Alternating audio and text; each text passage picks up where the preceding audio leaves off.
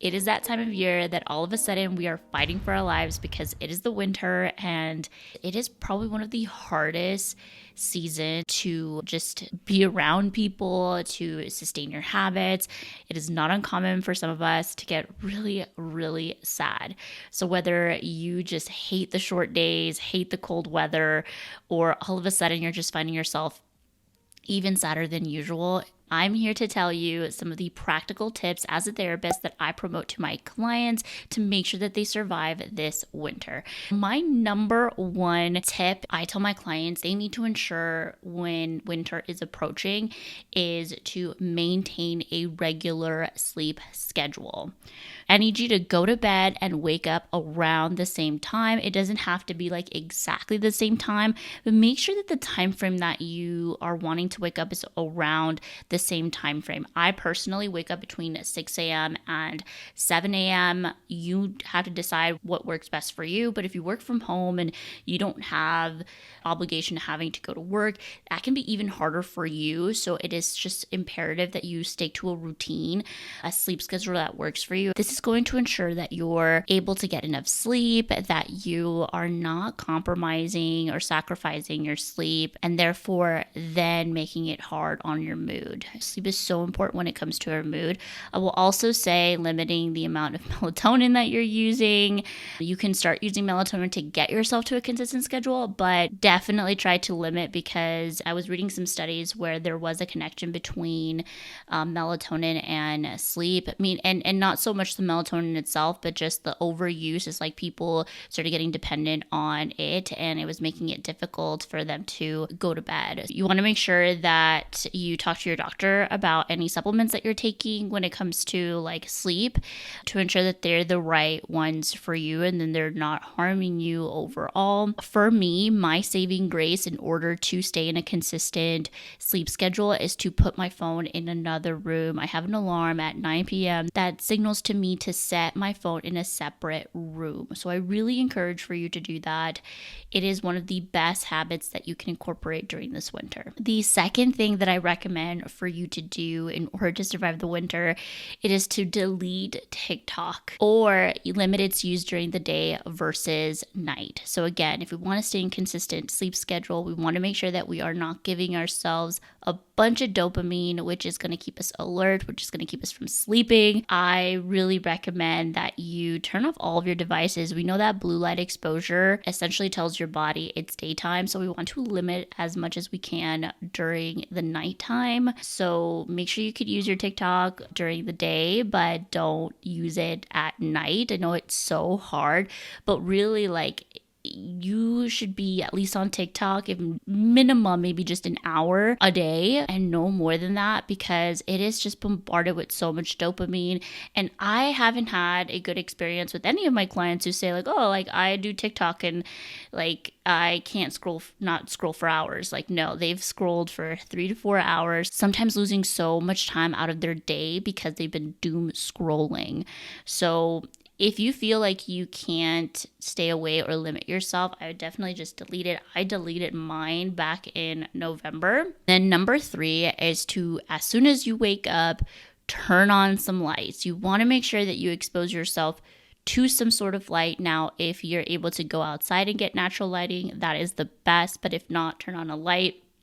I also recommended to my clients some of these light boxes from Amazon. You're able to mimic outside light. And I think this is really helpful for some of my clients who struggle with seasonal affective disorder, which is seasonal depression. And this is going to be really helpful for you to just expose yourself to a little bit more light in the morning to help you wake up, to signal to your body, hey, it's time to get the day started. Now, another thing that is not uncommon for a lot of people, and that I think we definitely need to our doctors need to talk to us a little bit more, is vitamin D supplements. That is so important during this time. I was talking to my doctor the other day, and she said that most people are vitamin D deficient because we're not outside as much as we should be. And so even just going to get your annual physical during this time and ask, how is my vitamin D levels? Should I be on a vitamin D supplement? And then they'll tell you the dosage that you should be in. And I think that could be really helpful as well, because vitamin D is going to help just improve your mood, just make sure that we're not hitting those huge slumps. And it's so important even it's most important for people who have a long winter. So if you live in a space where you have a long winter, you want to make sure that you consult with your doctor to see if vitamin supplements are definitely something that you need to look into. Number 5, and this is one of the things that I love in order to survive the winter, since we're not being on social media, or we're going to try to limit social media, I think it could be so great to incorporate curling up with a good fiction book.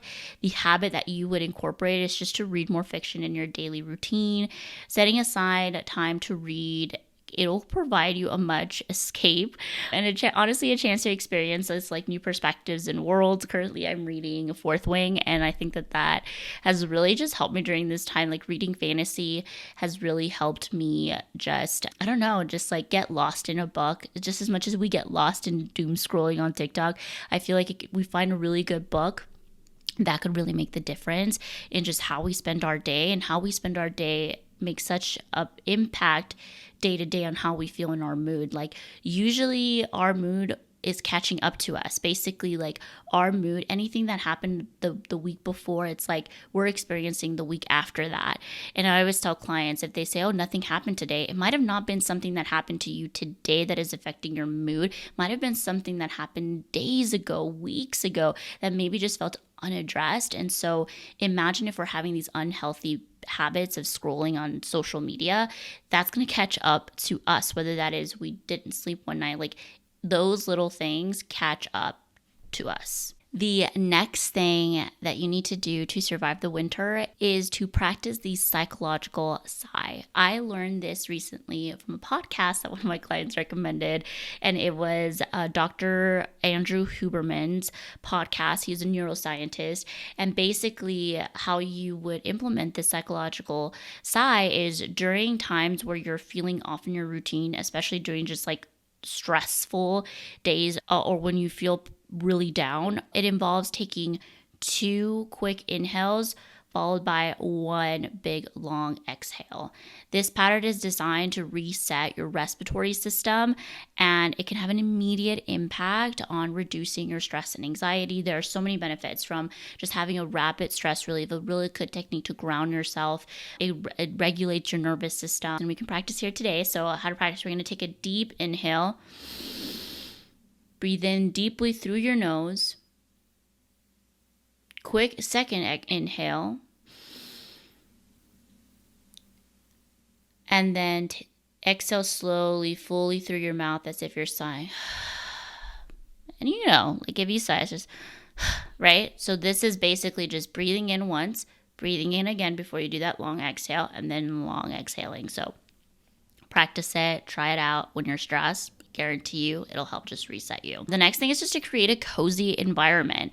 Your habit is to make sure that your living space is comfortable. Open up the blinds during the day, add cozy blankets, even using like warm tone light bulbs, even making sure you have a candle on. Like, what I love to do is I love to add some cozy background music while I'm reading or cooking. You can find these videos for free on YouTube.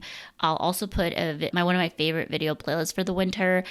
Sometimes it's okay to try to romanticize this season, especially when the season sometimes can feel so draining. Not seeing your friends as often as you would. You're not outside as often as you would. Make the space that you're living in a little bit cozy, and you don't have to go and buy a bunch of stuff. Like, having things like asking friends, like, hey, do you have extra blankets? Asking friends, hey, do you have candles you haven't used? Like, there are so many things where you could be resourceful without having to spend money on some of these things. Like, be cozy, but make sure you're mindful of your spending as well. Don't feel like you have to spend money just to be cozy. Like, it is accessible to you, and you decide what that looks like for you in your space. And then number 8 is to limit alcohol and caffeine intake. Now, I love coffee. I'm drinking coffee right now, but 1 is enough. I will not be drinking so much coffee because it will get me anxious, and alcohol will get me depressed. So limiting those two are so important during this time in the winter. Now the summer, like if you're having your hot girl summer, like that's totally fine. But winter right now, we're just being calm, relaxed, and we are just enjoying the fact that this is a slower season in terms of weather and not being able to do outside activities. Sometimes it's a higher season for work, but limiting, being mindful of the consumption of your alcohol. One of the things I did is I found non-alcoholic seltzers that also have things like ashwagandha, which help with like calmness and sleep. Again, you might want to consult with your doctor on some of this, but I love this thing called Hio. I think you could get it if you're in Texas, like on HEB or Central Market. I don't know where other places they sell them, but I know on their website they do, but it is a non-alcoholic seltzer. And so that has been really helpful for me, just trying to find other alternatives during a time when I also didn't drink alcohol. I did make myself mocktails. I also focused maybe on just making myself hot chocolate, things like that. Again, when you do drink hot chocolate, make sure you look at the ingredients to make sure that it doesn't have any caffeine elements to it, because you don't want to be drinking it kind of closer to nighttime, and that's going to disrupt your sleep. So there's so many benefits in just like not consuming these things, and it sucks because when we're by ourselves, like it's so easy to say I just want a glass of wine to unwind, but you don't need it. You don't really need it. It is a habit that you've made that signals to your brain we need it. So trying to find an alternative to that habit, whether that's tea, like peppermint tea, something that's going to help during this time to calm you, instead of putting in stuff that is going to make you really nervous or make you really sad. I don't know how many times I see my clients like enter my therapy room with like a freaking Monster and all this. And don't get me wrong, sometimes I've had a Red Bull and they call me out on it, because I tell them to like call me out on it. If I'm doing things that I'm telling you not to do, like definitely call me out on it, because we want to make sure that we're all accountable for our actions, and what we say is super important. So I'm going to take this as an accountability to limit these things too. So number 9 is you could use aromatherapy. So this could be using essential oils or candles. That can definitely have an uplifting and calming properties.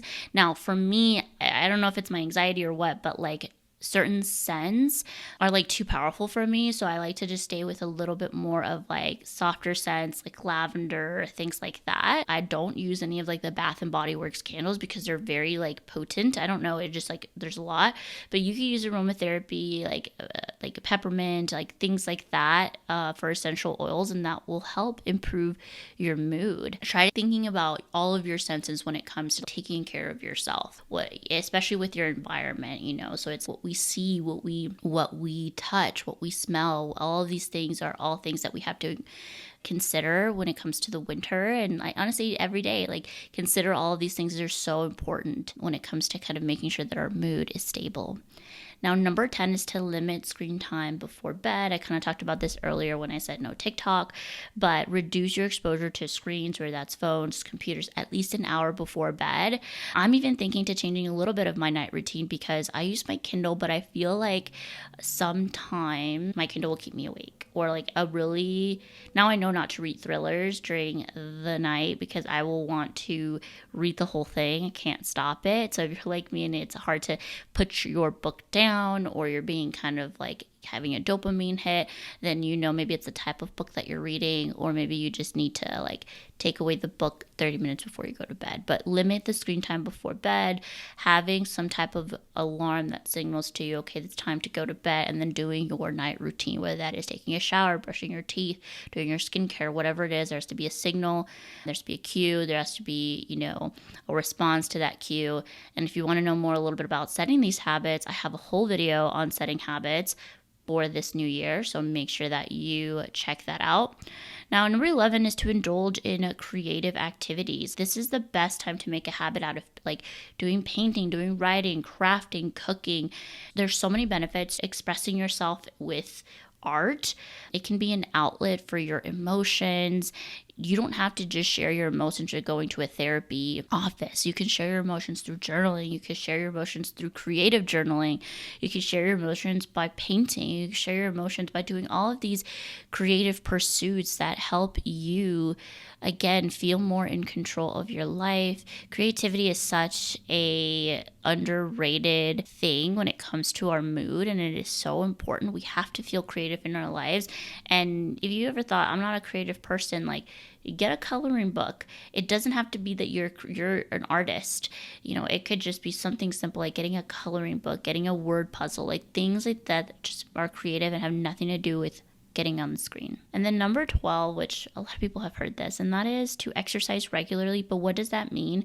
I don't even like to use the word exercise. I like to use the word movement. So movement regularly. And that can mean a lot of different things. It could mean, doing an actual workout, going to a workout class. It can mean just when you are cleaning up your house, going around and like moving around, like as long as you're just not laying down in bed. If you're work from home and you work from your bed, that's something else to not do. That could be contributing to your mood. Like you want to make sure that you get up, make your bed. That's one of like the most underrated things, making your bed in the morning. I've always used that tactic for my clients who had like early morning appointments online. I would say when you're getting into my appointment, your bed's going to be made. Your bed's going to be made, because that's a win for you. That is a win for you, and that's going to make me know that, okay, I'm taking this seriously. I'm going to be in therapy, and I'm going to make sure that I do one habit to support myself and my mental health. You want to at least aim for 30 minutes of some type of movement. If you can do stuff outdoors, that'd be great. But I know for some people who live up north, you're like, girl, no, I'm not going outside. And I totally get that, because I live in Texas and I don't even want to go outside when it's like 40 degrees. And I know that's like child's play compared to some people who live in other areas that get even a lower temperature. So make sure that you do something outside if you can. But personally, I know that during these months, I have to just incorporate things that are low energy, so low impact workouts, walking on my walking pad. You don't necessarily need a walking pad, but for me, as someone who I don't even like to walk when it's hot here in Texas. So I knew that I really wanted this as a goal for me to be able to use my walking pad, walk more, and it was important to me. So if you're finding yourself that you just don't like to be outside, maybe you're self-conscious, maybe you just don't honestly like walking outside, maybe trying a walking pad. Or if you live in an apartment complex, maybe going into the gym and using the treadmill during the morning. Like whatever you can do it. Try to find movement in your day. It could be just doing everyday things like doing the laundry, things like that. And that is your movement. It doesn't have to be hard. There are so many different forms of doing these things. Another thing is healthy, like eating a balanced diet. It's not going to be, I wouldn't say healthy, because for me, like I really love comfort food during the winter. But one of the things that I found really helpful in being able to have a balanced like diet with vegetables and grains and proteins is I try my best to make things like stews and soups, because I can incorporate and put those all in there. And so it's a lot easier for me to eat vegetables during this time. And it is also very warm and nice and like cozy. And so it just creates this whole like nice winter vibe, and so even doing things like that, like stews, soups, and that's also something too, like something like low effort. Like during the winter, my crock pot is being used, because that is so easy to just dump everything in there and just wait a couple hours to have dinner.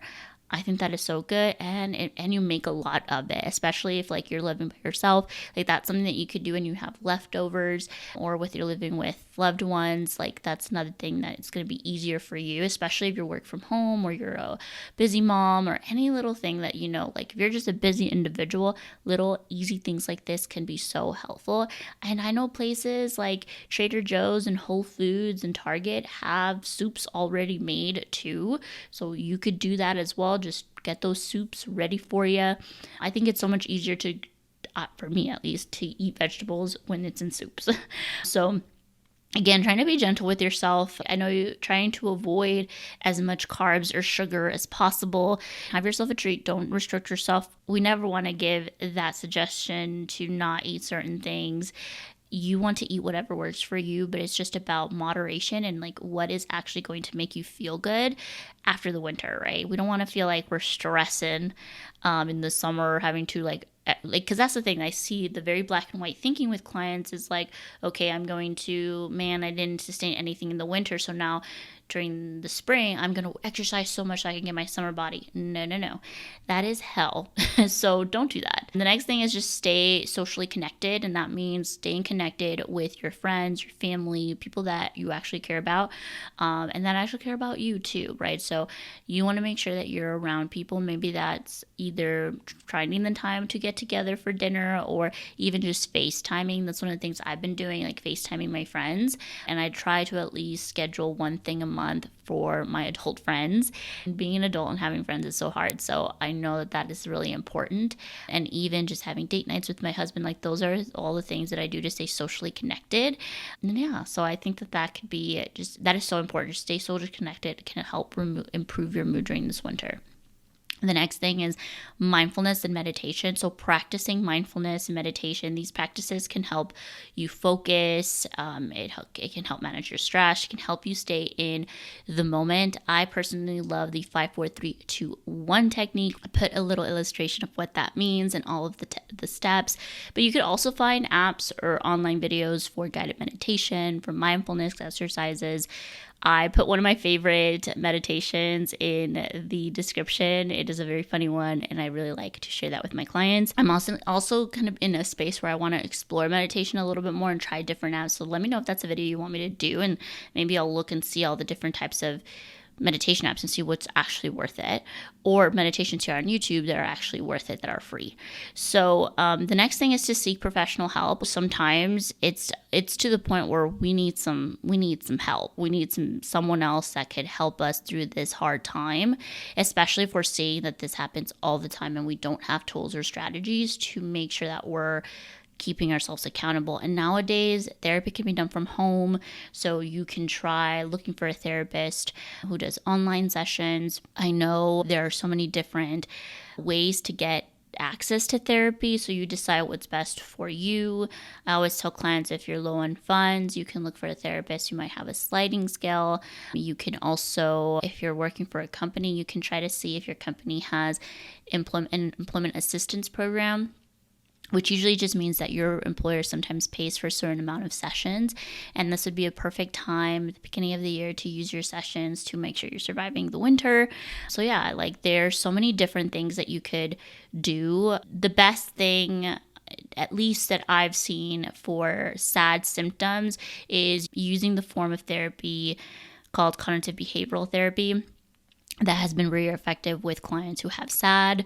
So, and that's just one type of therapy. There's so many other therapies, but those are the ones I'm familiar with that has helped treat clients who have SAD. The next thing is to set realistic goals. You can check out my goal video on what I'm doing, and make sure that you make them small, achievable goals for yourself. This can help you stay motivated. It can help make you have a sense of accomplishment. You don't have to feel like you have to do all kinds of different goals.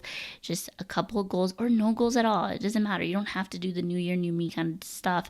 You don't have to do that. You can start in March. You could start in February.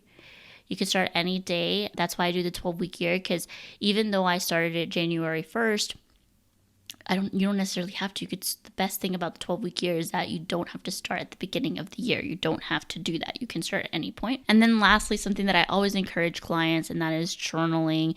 Keep a journal to express your thoughts and feelings. This can be such a therapeutic way to help manage your symptoms. And it's kind of similar to the creative activities, like creative journaling, just writing about your experiences, your feelings, patterns you noticed in your mood or behavior. I have another video with all journals that I recommend for different people in different circumstances. Of course, I'm going to share right now that the best journal that I think during the winter when we're feeling sad is to practice gratitude, and that is a gratitude journal. And you could even do this with just a simple notebook and just write 5 things every day that you are grateful for. And if that is even too much, just one thing a day that you're grateful for. And I think that that will really help, again, just keep you grounded and refocus on reframing more positive thoughts during this time when typically our mind will be giving us a lot lot of negative thoughts. I think I read somewhere that like literally 90% of our thoughts are negative, and so we only have like 10%. I don't know exactly where I read it, but it was a while back with an article. And so I don't know if that's like 100% true, but sometimes it feels that way, especially during this time. So I really just encourage you to take care of yourself this winter. Be nice to yourself, man. Like, we are just so cruel sometimes to ourselves, and we shit all over ourselves. We say, I should be doing this, I should be doing that. Don't do that. That is another tip. You should say, I prefer instead of I should. So if you find yourself saying, I should, say, I prefer to do this instead. I prefer that, because it is a preference. It's nobody says it's a should. Nobody wrote the rule book on being a human. You get to write that rule book. You get to decide what's good for you. So I hope you guys enjoyed this video. If you love videos like this, make sure you consider subscribing to the channel and hit the thumbs up button if you liked it and enjoy it. I can't wait to see you in my next video.